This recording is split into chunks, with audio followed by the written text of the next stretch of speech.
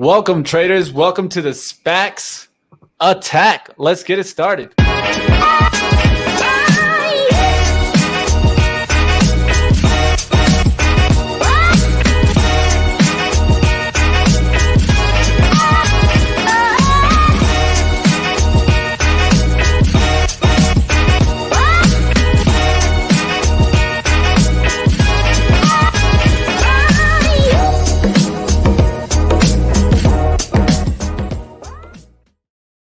How we doing, traders around the world? Welcome to the SPACs attack, where we talk everything SPACs. And if you're ready to go ahead and look for some opportunities, smash that like button below, hit the subscribe bell. Let's get started with the SPACs attack. Let's bring on my man, Chris Katje. What's up, man? Hey, what's going on, Mitch? How are we doing today? Hey, what's going on, man? I'm looking for discounts and I'm shopping, man. I got my shopping shoes on. You know, a lot of people are kind of worried in this market, but like I always said, I think about it in the Warren Buffett mentality. You know, he's never failed. You know, when the blood's in the streets, it's time to go buying. So, hey, I'm getting into some. So don't worry, guys. Smash the like button. We'll get into some of these today, and we'll start rolling through on some opportunities. But like always, we get into the headlines first. So if you guys could do us a favor, smash the like button, and let's go ahead and bring back that curtain for us. Chris, pull it back.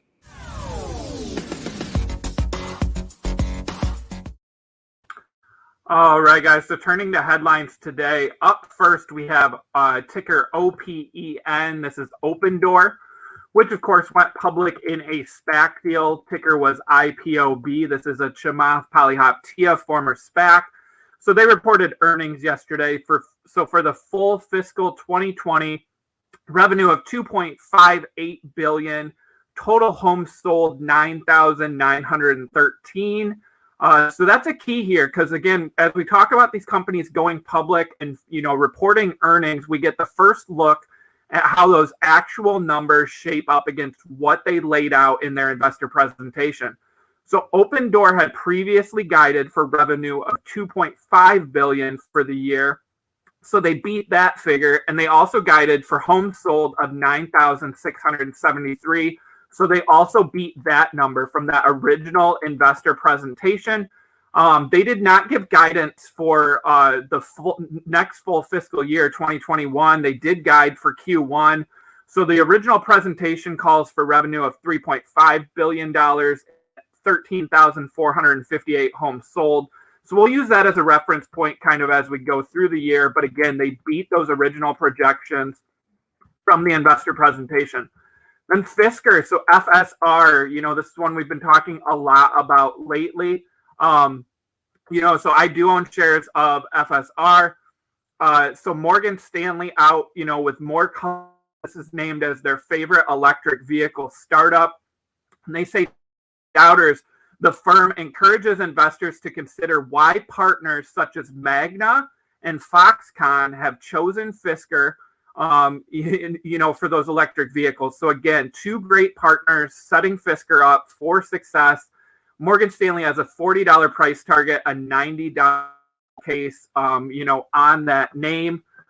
So keep an eye out on FSR. It was one of my top picks for 2021, and I do own shares of that. And we have SPCE, so Virgin Galactic. News out today that Chamath Palihapitiya has sold the rest of his personal stake in the company for $211 million. So he sold 6.2 million shares at an average price point of $35. He also sold 3.8 million shares back in December to fund other projects. He does still own 15.8 million shares with social capital Hedo Sophia. So again, this was his personal investment in the company that he is now out of. I do own shares of SPCE. Then we have DMYQ. So this is the fourth SPAC from DMY Technology and our friend of the show, Niccolo De Masi. So they raised $300 million in an upsized listing. So DMYQ units could start trading soon. And then also keep an eye out on DMYI. This was the third SPAC. They have a rumor for IonQ, a quantum computing company. And that fourth SPAC could signal that the management team is close to a deal announcement. Then our movers yesterday, we have LACQ up 15%, SPRQ up 6%. And then our two new deals announced. So RTPZ, that deal with Hippo, ended down 6%. And SOAC, that deal with Deep Green, down 1%. I do own shares of SOAC. Then turning to earnings, Ride, Lordstown Motors, out with their earnings date of March 17th, and RMO, Romeo Power, out with their earnings date of March 30th. I do own shares of both of those names as well. And then we have a rumor out, so from the Wall Street Journal, ticker ATMR is in talks with Shutterfly at a $4 to $5 billion valuation for a SPAC deal. So Shutterfly went public in 2019, valued at $2.7 billion. They did acquire Snapfish shortly after that deal to go private as part of the merger. But keep an eye out on this one. I don't see there being a ton of interest in this, Shutterfly and Snapfish in this market environment.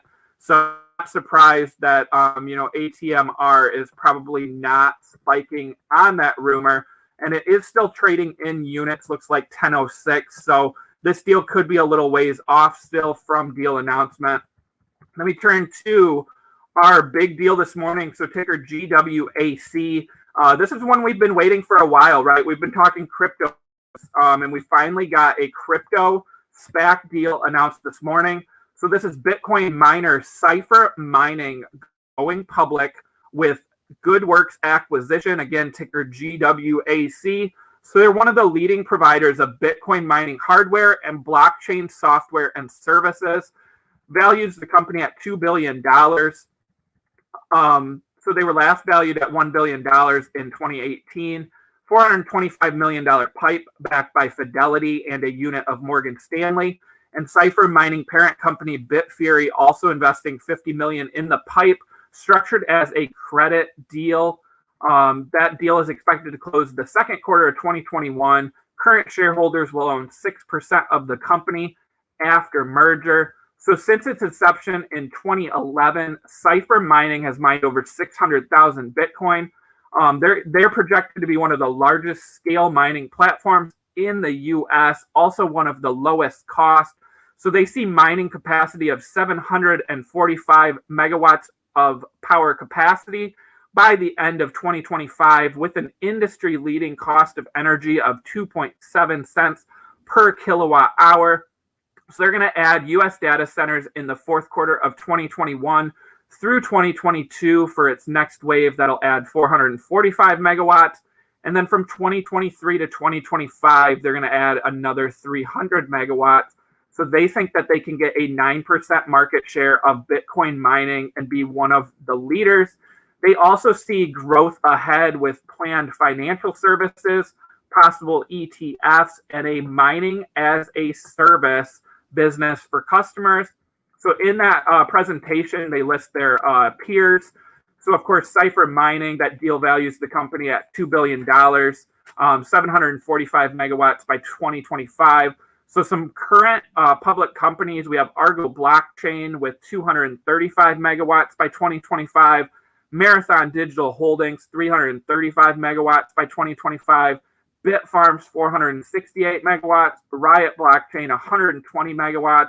And all those companies, we have Argo trading at $1.3 billion, Marathon trading at $3.4 billion, Riot trading at $3.4 billion. So decent, attractive valuation here, if Cipher Mining can hit on all those targets. Then that 2.7 cents per kilowatt hour is lower than their peers listed there.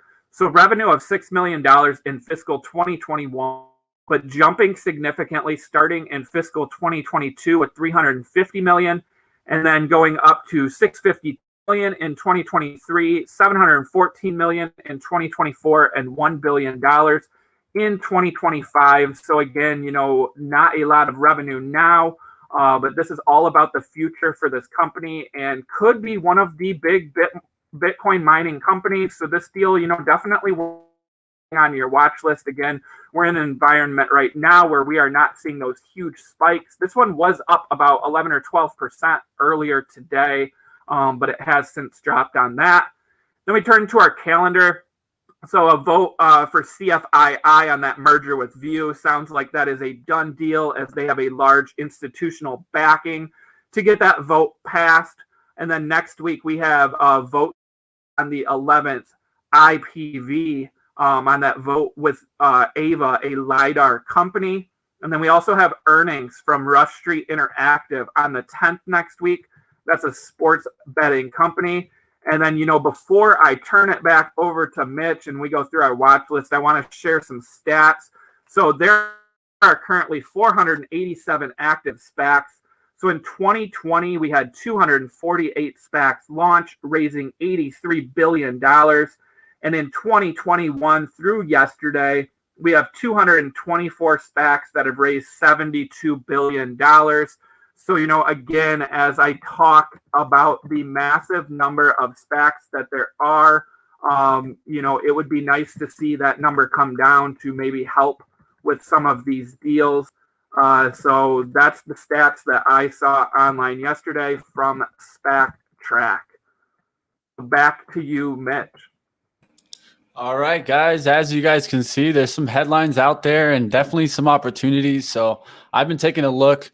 I'm going to hold off on something that I wanted to talk about till later. We could talk about it next week. Really going to get into different industries. That's what I want to get into. There's an industry I talked about today, but we got some more important things on our clock and on our radar. So let's get into what we want to get into, which is really kind of what is at that under 1025 pricing. And, we could look at the watch list, but really I want to get into these SPACs. We have so many that we can go in through that I'm going to let Chris go first, and then I'll go ahead and I'll touch some, but there's plenty of opportunities out here. And the way that I look at it is it's all about risk management from here. And that's why I've always and countlessly said that I don't buy anything past that 1050. And this is the reason why, guys, because moments like this could happen at any time. And I felt that could happen in SPACs. And that's why I didn't trade warrants, really, because I felt warrants can just move way too volatile in price. And then what ends up happening is sometimes you are going to get stopped out. Is there more money made in warrants? Yeah. I've seen that. I've seen the percentage gains and I've seen that. But at the same time, percentage gains is not what I'm just about, guys. I'm trying to get a consistent strategy here. And to me, it's more of a patient game. And because I got in so many close to 10, I've been able to hang on to just pretty much every single one. I've only sold 2 of them.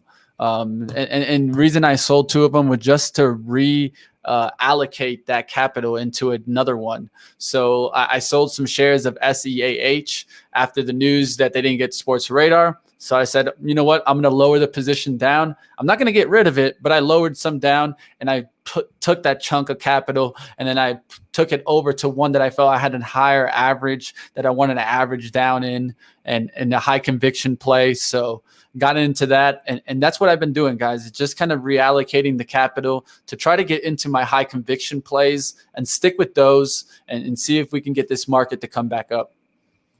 All right, Chris, so I'll let you go ahead and unlock some SPACs for us. Let's go ahead and check out some of the ones that you're looking at under that 1025. And just to mention, and Chris, you can talk about this, we did get a question from on Twitter about the $10 level and where is it safe and when is it safe? Can you go ahead and speak about, after the merger completed, how that's no longer your floor and things like that for us? Yeah, sure. And, that was a great question. And I will also try to find the link here from Julian Klimachko that I shared. So SPACs have a floor of the net asset value, which is normally $10 plus interest. So there's 2 periods, though, where that really comes into play. And that is the redemption period and then also the liquidation period. So if a deal is not reached for the SPAC, the SPAC unit can liquidate. So then they return the money back to shareholders. So that's the liquidation period. Then you would get your net asset value back in the form of that liquidation. And then also there's the redemption period. So that comes around vote time. But the important thing to note is that we do have the 2-day waiting period, right? And it's kind of similar to how you have to own a stock by a certain date to be able to get the dividend. So we'll take CFII as the example. So CFII, that merger vote today was with View. So in order to be able to redeem shares at net asset value, you had to own this stock by March 3rd, so 2 days ago. And then you were able to vote and you were able to redeem those shares for net asset value, which would be $10 plus interest. So people who did that may have actually made a profit just by redeeming those shares. So if I pull up CFII, I see it's now trading at 8.58. And that's the reason why is because now there's no longer that floor. So we've seen several SPACs, post-deal drop below $10. Clover Health, obviously, CLOV, UWM Holdings, UWMC, Shift, SFT, Carlots, LOTZ. So again, that $10 floor is only there, going into the merger vote date, and you have to own shares in time for that vote to be able to redeem them back for the net asset value. So I did drop that link in the chat. Again, that's from Accelerate, Julian Klimachko, good friend of the show. He breaks it all down there. We also had him on our boot camp, recently, and we'll bring him back on. He's great at explaining, the mechanics of the redemption period and those units. So great question asked by, I believe, Sam on Twitter. So if you're in here, Sam, thank you for the question.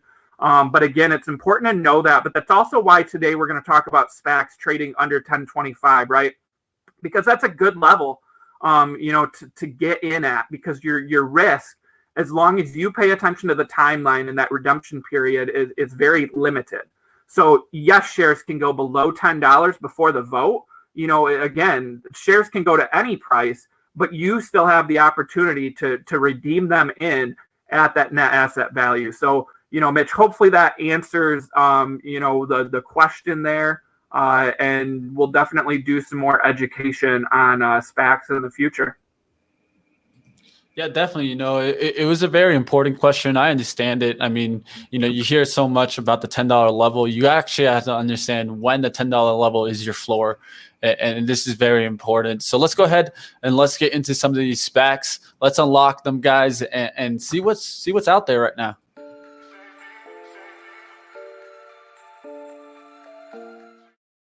All right, Chris. So go ahead and let us know, guys. So you guys in the chat, guys, let's play a game.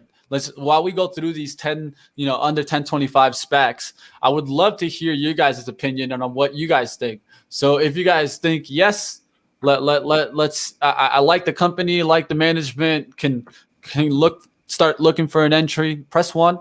If you guys think nah, I'm just gonna completely pass on this one. Let it go. Press 2, guys. All right, Chris, let's go ahead and nail some of these down. Let us know what's up. All right, guys. So yeah, there's a couple different ways to approach this. We have seen lots of SPACs trading under $10, under 1025. So the area that I'm going to try to focus on first today, before we get to some picks from Mitch, is I'm going to really focus on units. So I'm going to focus on some new units that came to market that are, trading under 1025. So again, remember that a SPAC unit, is the first pricing. So those shares go public as units, and then 52 days later, split, and you have the ability to call your broker, split your units into one common share, a portion of a warrant. So that's important because, again, if you buy these units around $10, you're getting a common share at $10 that you can later redeem at net asset value, and you also get a portion of a warrant. So we used to see warrants all trading, $1.50 or above for the most part. Now they're starting to, come down, under $1 on some of these. So, you get some downside risk here and some upside risk with that warrant and the possible movement on a deal announcement. Hey, Chris, I had a question for you. So for those units, one thing I noticed was that certain brokerage actually charge you for splitting those units. right? How does that work, Chris? And have you heard of maybe a brokerage that has a little bit of an advantage here? It's something that I definitely think, if you're like a big trader, then maybe this doesn't affect you. The fee's probably so small that you could just get in anyways. But for us that maybe have smaller accounts that are trying to build an account, a certain fee, a commission could really kind of make the trade different. So how does that work, Chris? Yeah, Mitch, that's a great question. And we don't talk brokers a ton on this show, but, I also will point out, so units, you can't buy units on certain brokers. So, we may have a lot of people in here that use Robinhood or Webull. You can't buy SPAC units on there. You have to wait until common shares are available. As far as the big brokers go, you can, ask them. You can look in their frequently asked questions. That's what I did. So I selected Fidelity for my account that holds, the majority of my SPAC positions. And the reason why is Fidelity does not charge a fee for the SPAC unit split. So if I want to split my units, I can call up, the brokerage, and I can ask for them to split the units, and there is no fee to me. Other companies charge, anywhere from $29, I think, to $49 per split.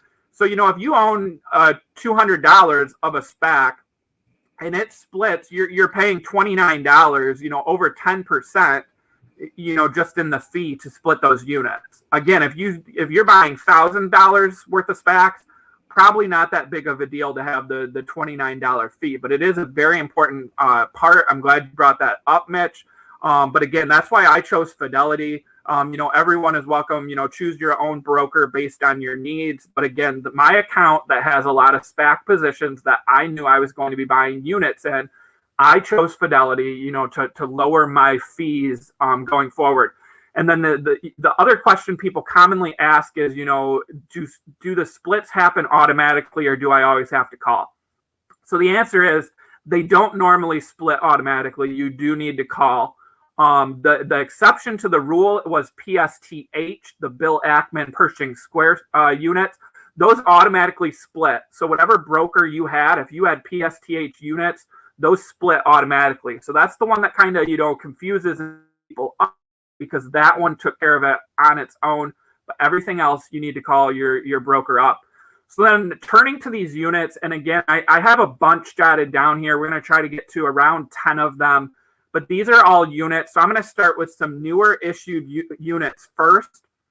So up first, we have NSTC and NSTD. So these are a pair of new SPACs from Jonathan Ledecky and Joanna Coles. This is the team, SPAC Hall of Fame. They announced BarkBox and Apex deals very fast. So they have a tendency to get some of these deals done, rather quickly. BarkBox was announced when it was still in units. You only get a sixth of a warrant here. So, not as much of the upside on the warrant side of things. But this is a team that knows how to get deals done. And both of these are currently trading at $10. So you're getting these units at $10 on NSTC, NSTD, definitely on my watch list. Then we have NDAC. So NDAC is targeting cybersecurity. You look at this management team and they have Dave DeWalt from FireEye and McAfee. They have Mark Garrett from Adobe, Cisco, and Snowflake. To me, that's a great management team, right? To tackle cybersecurity, software, that industry. You also get a fifth of a warrant here. So, these are trading at 10.10 as of today. So again, I think that's a strong management team, and buying at the unit price, you're getting, that low risk down to the $10 floor. Then we have TSPQ. So this is another, new one within the past couple of days, targeting tech, healthcare, or consumer. 1/3 of a warrant included in these units. And the management team, again, jumps out to me because Solar City, QuantumScape, and Activision Blizzard listed among, the management team's leadership roles. So this is one that I've been watching, TSPQ. Then up next, we have GBRG. So GBRG is an interesting one. And this one I want to highlight, for a couple reasons. So it's a rather small SPAC, right? So I think they raised less than $100 million. So, who knows what kind of deal they can get here. And it may not be, a huge private company that everyone has heard of, but they're targeting artificial intelligence, which I think is a great growth industry. And units are trading under $10. And those units, you get a full, or you get a warrant, but their warrants are a 2-to-1 ratio. So essentially you're getting half of a warrant, and then you also get one right. We haven't talked a lot about rights on the show. So rights are another bonus with some of these units where you can trade in the rights for common shares. So in this case, one right is, the rights are 1 to 10 for common shares. So if you own 10 rights, you can redeem that for a common share after the deal is announced. So rights are similar to warrants, where they provide some upside if a deal is announced, but they also are worthless if the company doesn't reach a SPAC deal. So I promise you guys more on rights in an upcoming episode, but this one having, essentially a half warrant and a right attached to it and trading under $10, I think is good value here at that level. Then we have HERA. So this is FTA Hera from Betsy Cohen. She's one of the most well-known names in the SPAC world, in fintech. You get a fourth of a warrant here. This one, again, trading under $10, which surprises me because, Betsy Cohen, normally her new SPACs, trade at a premium, but again, we're just not there as a market anymore. So I see good value here, with HERA. And then we have PSAC. This is Property Solutions, the same team that did Faraday Future. We had them on our show. So you get 1/3 warrant here. I like the management team, and again, trading under that level that we have talked about. So definitely worth, keeping on your watch list at the current price. Then we have ISOS. So ISIS Acquisition, 1/3 of a warrant. This one's new, and it did immediately jump out the management team names. But if you look at what they've done, you have George Barrios from WWE and Jacqueline Hernandez from Telemundo. So, they're targeting media, and, to me, those are strong media brands. So I'm going to keep an eye out on this one, again, with that 1/3 of a warrant being included as well. Then you have PGRW, Progress Acquisition. I need to do some more digging on this one, but, targeting media, and that management team has been, involved with Dish Network, Sirius XM Satellite, AMC Networks, and FanDuel. So, those are the newer SPAC units that I want to highlight. And then a couple more that I personally own that are still trading as units, but, they're a couple weeks old, but I want to highlight them once again because I think it's important. So we have Puck. This is Goal Acquisitions Corp. So the management team is Harvey Schiller. He's the former U.S. Olympic Committee chairman. Also worked for the Brooklyn Nets, the New York Yankees. And then we have John Miller. He's the former chairman and CEO of AOL. And then we also have Michael Jordan's former agent attached to this SPAC, which I think can create some possible synergies down the road with Michael Jordan. And here with Puck, you get a full warrant. So, keep an eye out on that one. And then we have Slam, which is the Alex Rodriguez SPAC. So you get 1/4 of a warrant. And then also remember that the QuantumScape CEO is attached to Slam. So I think that's a strong management team. We have Lego. No, not those building bricks, but the ticker is LEGO. Again, targeting renewables and energy. You also get a full warrant with this name. And then lastly, for those units that I want to highlight, you have FSNB, targeting fintech. This is Fusion, the same team behind FUSE that did a deal for Money Lion. You get 1/3 of a warrant here. So again, a team that's accomplished and has gotten a deal, at least announced. So that's it, Mitch, for the ones at least trading as units under 1025. I know you've got some picks, and then if we have time, maybe I'll get back to some, common stocks also trading under 1025, because again, I know not everyone can trade units on their brokers. But again, I wanted to highlight the units because in today's market, you talk about risk reward, and to me, there's not a better risk reward in SPACs than buying units if you can get them at 10, because you have the warrants, you have the common shares, so you have some possible in two places. You have the upside possible when they split into common shares and more people can purchase them. And then you have that downside protection at $10. So that's what I've got for units, Mitch, out there under 1025 now.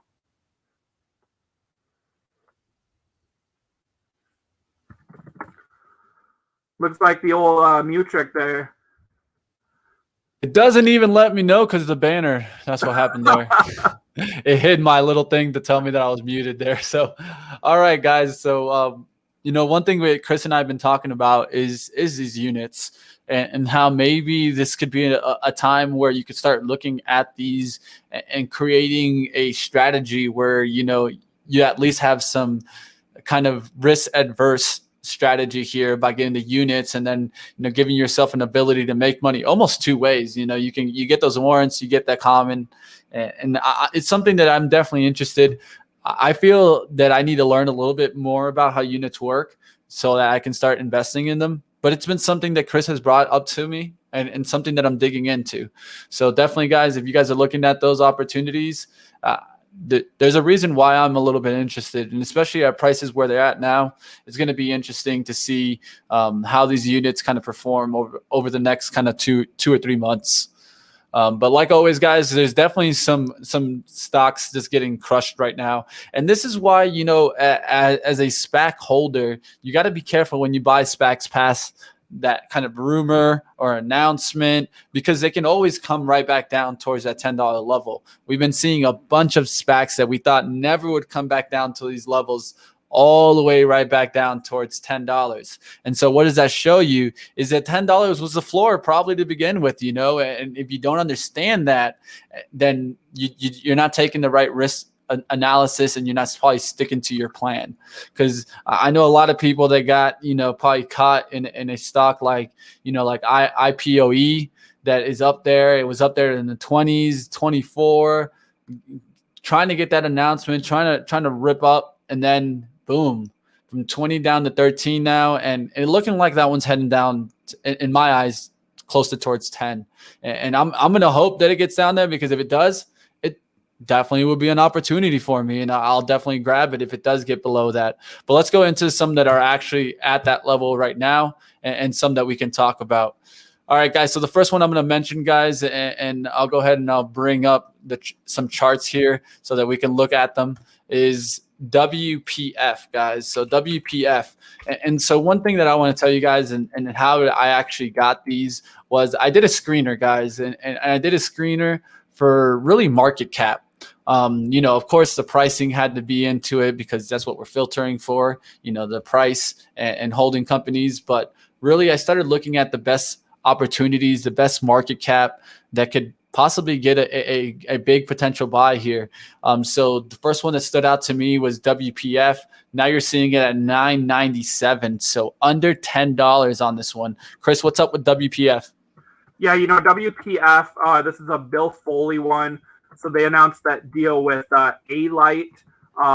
So, a good target, but again, not that sexy name in electric vehicles or space. So it has sold off now, but you look at that high there in the 14s, I think this one for me would be more of a long-term, play, but I do like the target here.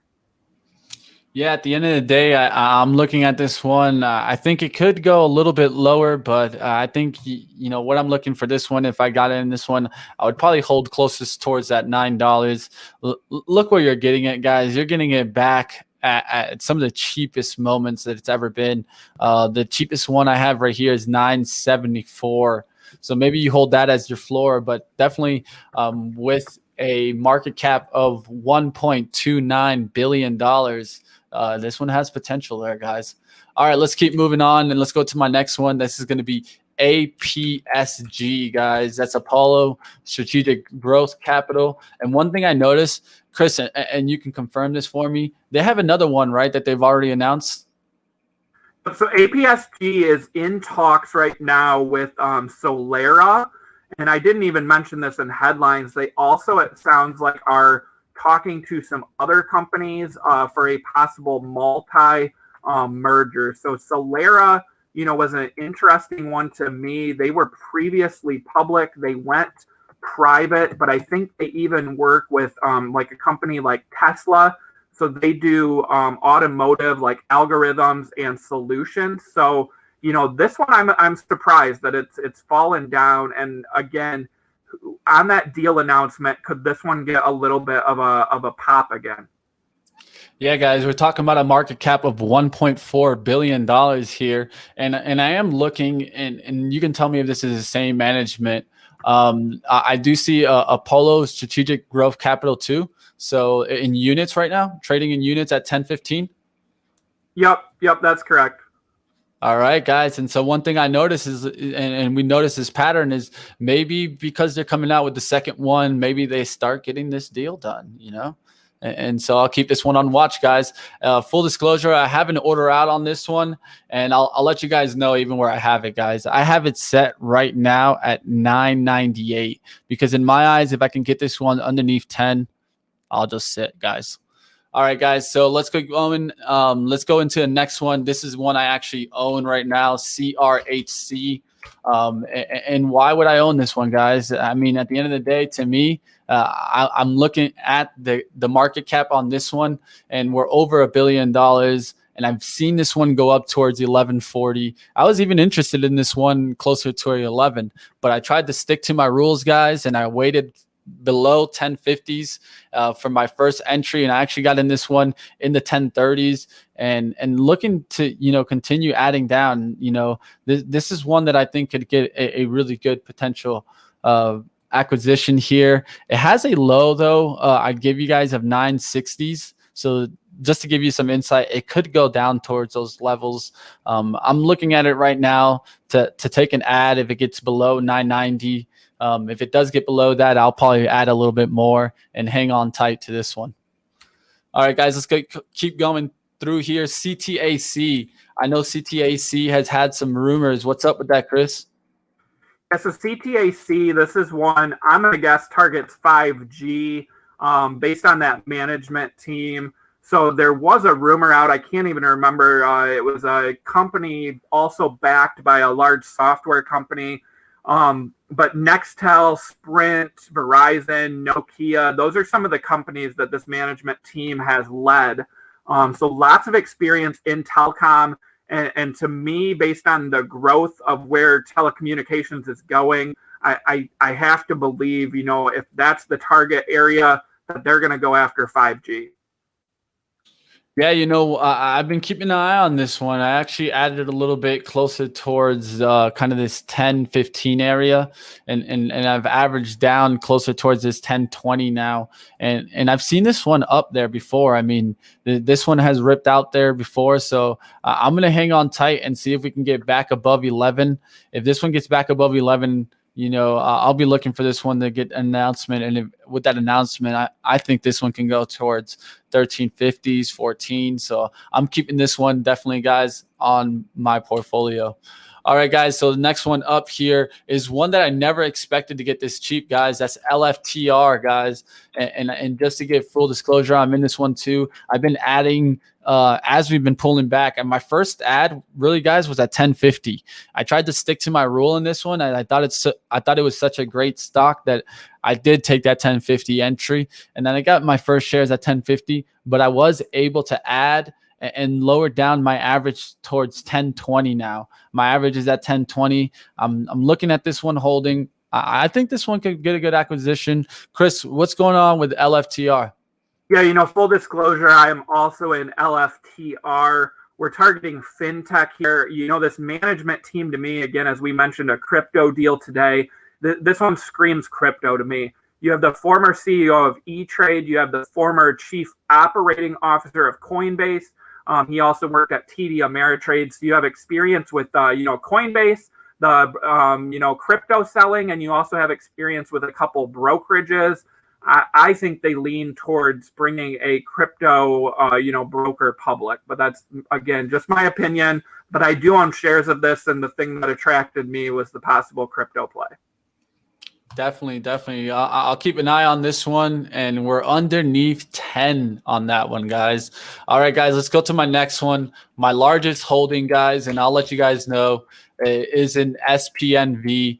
And I've been adding, guys. When I first started on this stock, I was actually up towards 1130s and been adding slowly but surely, guys, and gotten my average down towards the 1050s. And so I'm still kind of holding on to this one. I really believe in this one. I've been looking forward to crack 10. If it does crack 10, I'll go ahead and I'll add a little bit more. But this is my largest position, guys. So I might be a little bit biased here bringing this one up, but I think the management team's perfect for what they're looking for. And when they do make this acquisition, I believe in a lot of what Raskoff is trying to complete here. So let's see what happens with this one. This one looked like it was even going to rip out here. Got to 12s. And I was in the good green here, and maybe should have sold off a little bit of my position as we came back. But I thought this one would hold 11, and that's how it goes, guys. Sometimes you're going to be wrong. But one thing I have done is that I've stuck towards my original rule, which I was going to stick towards $1 risk on this one. And now that I'm down towards 1050, it gives me an ability to come back down towards 950s. Let's see what happens here. If it's just holding 10 today and we can get back up there towards, let's say, 1050s, it'll be looking good. And really what we need on this one is just that announcement, or at least a rumor. Yeah, and Mitch, I'll note there on Supernova that company did just file, and they have a second SPAC out there now trading in units this week. So, that's another trend to watch, that maybe a deal is getting close with that second SPAC coming from Supernova. Hey, yeah, we could put the ticker at the bottom. I'm sorry for not putting them. I'm just going through these at the same time, so it's kind of hard for me to put the banner up, but I'll do it for you for the next couple ones here. So this was Supernova, SPNV, and let's go to the next one. That's going to be FPAC. And FPAC is gotten me a little bit concerned, but to tell you the truth, the reason I got a little concerned is just because I didn't expect it to get towards these 980s that quickly. I'm in a good price here at 1015, but man, this one's heading down a little bit and kind of concerning. I don't want it to pass this level right here. This is at 966. If it does pass through 966, I'll probably just have to let it go, guys. But I'm going to hang on tight here closer towards that 960s and look to maybe get an ad in the 970s. And that could bring me down below $10, which would give me a good upside potential. So I'm going to keep tight on Far Peak. But what's up with Far Peak, and what acquisition could come from this? Yeah, so this is Thomas Farley, the former head of the New York Stock Exchange. He's been a crypto bull for several years. So again, to me, I think they go after a crypto target. But looking at fintech, but this is one that has looked attractive to me for a while too. Now under $10.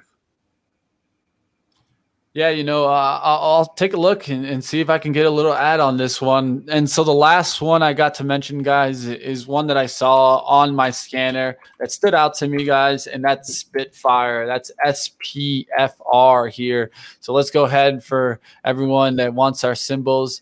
It just takes me a little bit longer, guys, so I tried to jump right into the chart here as I'm doing the banners here. But SPFR here, guys, and let's take a look at this chart.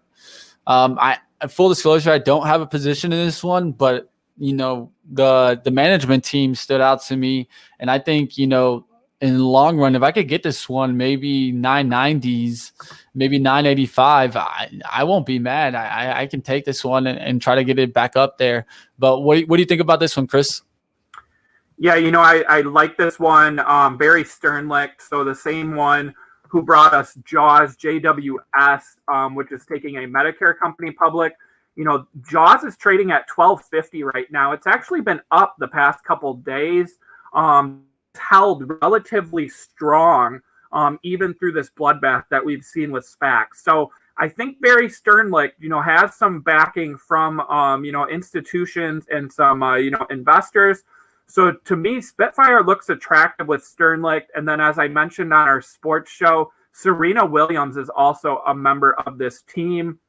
She's done lots of investments in, private companies. So she has a strong eye, and she also could bring some great brand awareness to whoever they take public. So this has been on my watch list as well.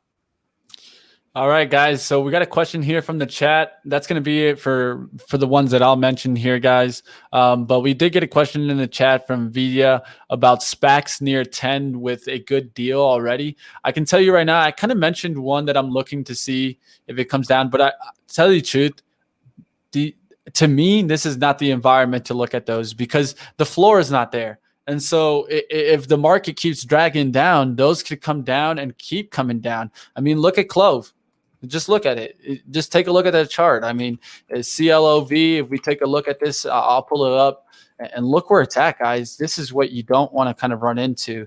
In my eyes, I'm trying to stay away from these plays just because I can get caught in this one too. I looked at this one and I thought the bottom was going to be around $10.50, $10. And I'll show you the chart right now and you tell me, look at that, guys. $10 did look good, because you could draw a horizontal line here, and you could have tried to attack maybe the low here, somewhere between $9.95, $10. It looked interesting, but man, look at this next week, guys, from $9.95 down to $6.69. Where's the bottom? Nobody knows. And so, with that being said, I'm going to stay away from those. Doesn't mean that you can't get these that are after the deal and close to 10.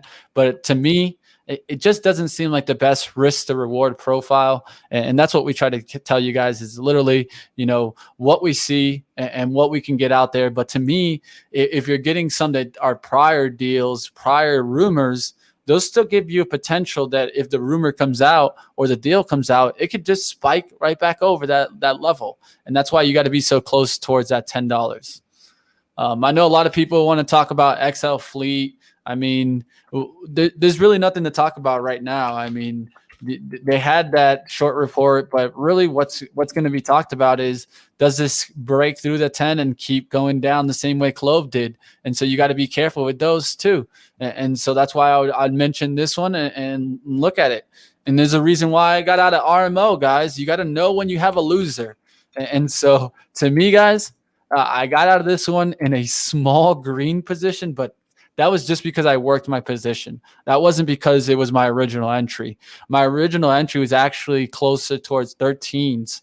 And so I'll show you guys right here. I ended up selling this one just over the green on yesterday's little pop here and selling into this little pop. But man, down to 896 and heading down some further. This is RMO, guys. I'll put up the ticker so you guys can know exactly what we're talking about here. But RMO ticker taking a hit there down to 896. I know some people that are in this and into some pain. So it's just how it goes. And it just shows me that, I got to stick to my plan. And I'm at least glad that I didn't just give away the money there and keep holding on to this one. So know your risk and stick to your plans. Because I definitely am not in agreement with I'll just keep buying. I'll just keep buying. Because then you become a bag holder and no one really wants to hold the bag for that long. Really what ends up happening, at least in my understanding when you bag hold, is that you miss out on opportunities. And then you end up start watching other stocks move and you're like, man, but my capital's tied up and I'm just stuck watching this one position. And you end up hoping for the position to move in your direction. And I've always told myself, if I hope, want, or need something to go in the direction, I'm probably trading the wrong way. And I need to readjust my emotions and control them a little bit better and try to go with a planned attack. And that's what's always worked out for me, guys. Like always, guys, you guys got to do your own data to see this so that you can see how you trade, see when you make mistakes. Because you're going to make mistakes as a trader. You're going to hold one past your stop level and then realize, man, I should have just stopped out. But that's like always, guys. Just do your own risk assessment and your own research. Chris, it looks like we still have a little bit of time here. Do you want to maybe mention at least two or three or four from your common? Yeah, so why don't I just go through these real quick? So, I went through units. Here's some that are trading as common, so you can buy them across any broker. So we have DUNE, that's Dune, targeting software as a service. They're the only ones with that specifically listed as their target area that I'm aware of.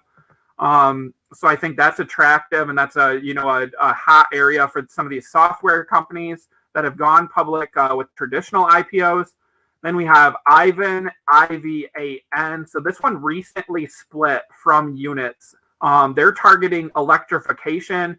I think they go after mining, and the comparison here for Ivan would be MP Materials with the rare earth mining.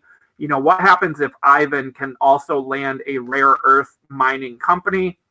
Then we have IGAC, targeting, gaming, hospitality.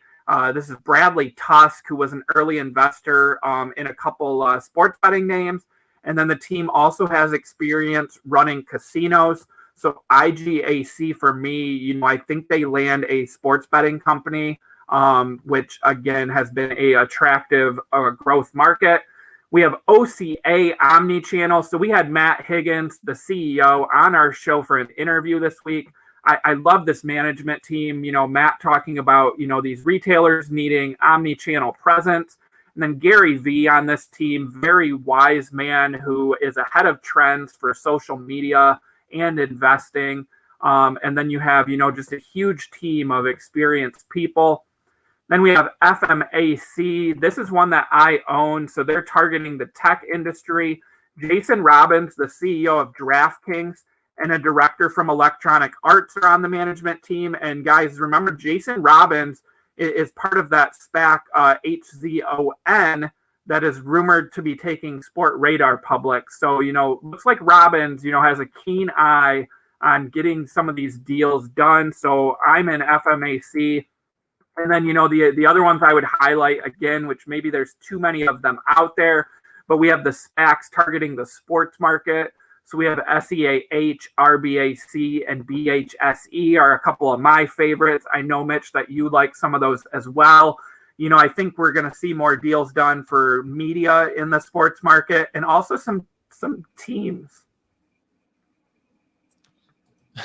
I love how someone in the chat mentioning how they got the pens and pads out and taking notes. This is what it's about, guys.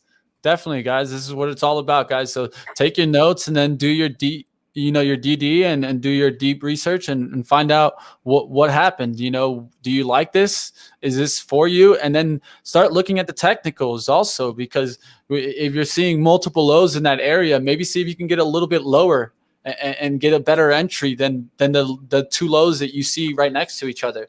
So just to give you like an example to at least show you a stock, FMAC, the one that Chris was talking about right now. So let me take the banner down so at least you guys can know the ticker.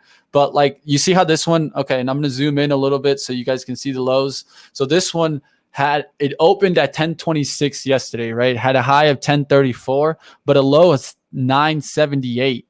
And so what I would look for, I'd be like, all right, so I had the low of 978. Could it maybe crack 978 today and I get a better entry than that? And that's what I would approach it. And so today you got a low of 990, a high of 1028. I would look for it to come closer towards that low of yesterday, 978. And if it could come closer, maybe 975, I put out an order and I get filled. I wouldn't feel too bad about getting filled at a lower low than yesterday's low, which had a big downward feel to it. So that's how I kind of approach these guys and try to approach the entries and try not to get myself caught too far away. One thing I will note is this one does have a low prior in November 30th and the 27th. It had like 990s. So let's see if it can crack those one more time and get closer towards that yesterday's low.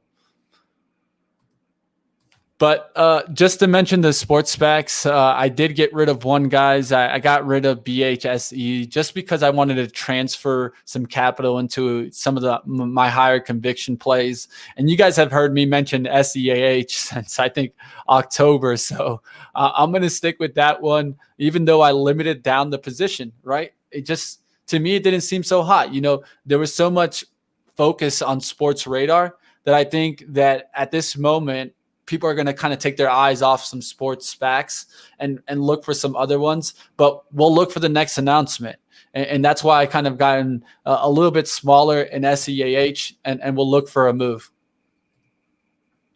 Yeah, definitely. And I think that's a key here is, paying attention to your own risk profile. And to me, I just think for a while we're going to be in this period where these SPACs no longer trade at that high premium, of $12 to $14 without a deal in place. We're going to see them closer, between, $9.50 and maybe $11. And then once they announce a deal, it'll depend on where it lands after that. But so to me, the way I'm approaching it is, maybe move some money out of some of those trading at premiums, maybe take some profits. And then again, I'm looking more at units now, because with units, you have that lower risk, and you also have the potential with that upside from the common shares and the warrants. And, time will tell if this is a passing moment for SPACs, if this is a temporary thing, or if this is the way that SPACs are going to be in the future. I'm still, a bull on SPACs, but I say that again, I think there are too many out there, and I've been saying that for months. I would like to see less new SPACs hit the market, because I think otherwise we're going to see, just sheer volume, hurting these deals. And then also I would like to see, better warrant terms too. So some of these companies used to offer, a half warrant, a third of a warrant with units. And then they started to get to where they started offering a sixth of a warrant, an eighth of a warrant. So there wasn't as much of a premium, for buyers to get in on those units. So I think maybe that's a trend to watch too, that we see change based on the current market environment. All right, guys, we'll go ahead and take a look. And like always, guys, this is why you always got to do your risk assessment. It's not just going up. The stock market doesn't just go up. I know that a lot of you out there are thinking, well, you just, if the stock goes down, you just buy, right? And you just make money. No, that's not the way it works, guys. And if you're thinking that, you can end up one day waking up with essentially no money in your account, or if anything, even worse, you owe them money.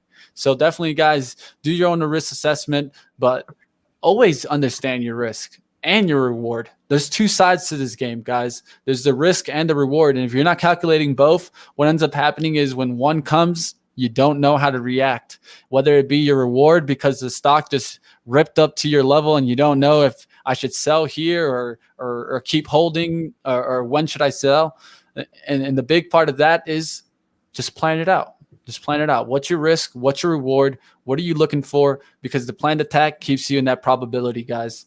All right. So like always, guys, we're going to continue going. We got some big interviews next week. We got even more reaching out to us. We've gotten so big, guys. Definitely smash the like button. One of the things I can tell you guys is that everyone is starting to know where the SPACs attack is. So if you're missing out, guys, let everyone know on your Twitter, on your Facebook. SPACs attack is the place to get your information.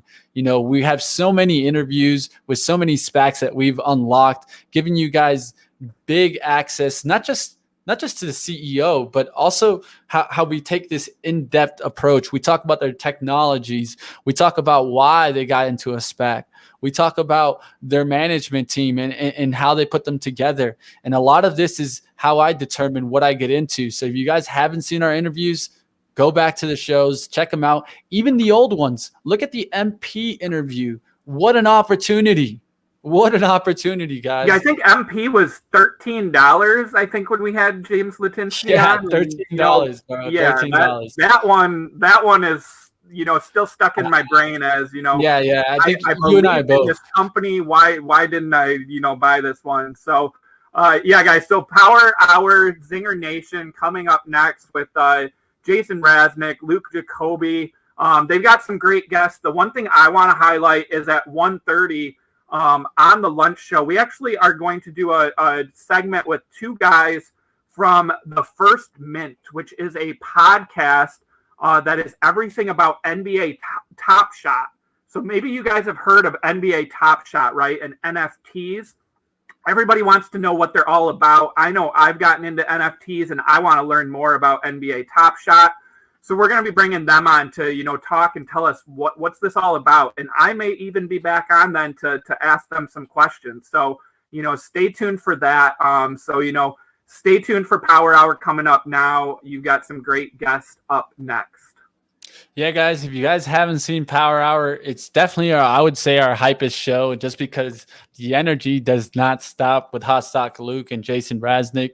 So definitely check it out, guys. It's going to be coming on, I think, in about a minute or two. These guys are always late. So if you get into the chat, let Luke know you cannot be late to the show anymore, man. What time is it? It's 12:02. Why are you starting? Let's see if this wakes them up a little bit, if they hear me out there. But definitely, guys, it looks like they're starting up. There's about 95 people waiting for that. But we'll keep going and keep trading, guys, like always. And look out, guys. There's some big interviews coming. One thing I will let you know, guys, is that I definitely don't think SPACs are done, at least in my opinion. I think we're just getting started. What ended up happening here is that this was a process of the market coming back towards us, growth stocks being turned away from. And I think, growth stocks will be back, guys. I don't think it's going to stick to value for that long. So we'll see what happens here. Like always, Young Investor in the chat. I love that guy. Give him a shout out if you guys haven't heard of Young Investor. So definitely smash that like button, like Tony Rosa says. And Power Hour is on. So we'll be transferring you guys over. Hey guys, no need to go anywhere. You guys will transfer right on over. Smash the like before this video goes to Power Hour, because then you can't like it anymore. You'll be in a new video. So smash the like now.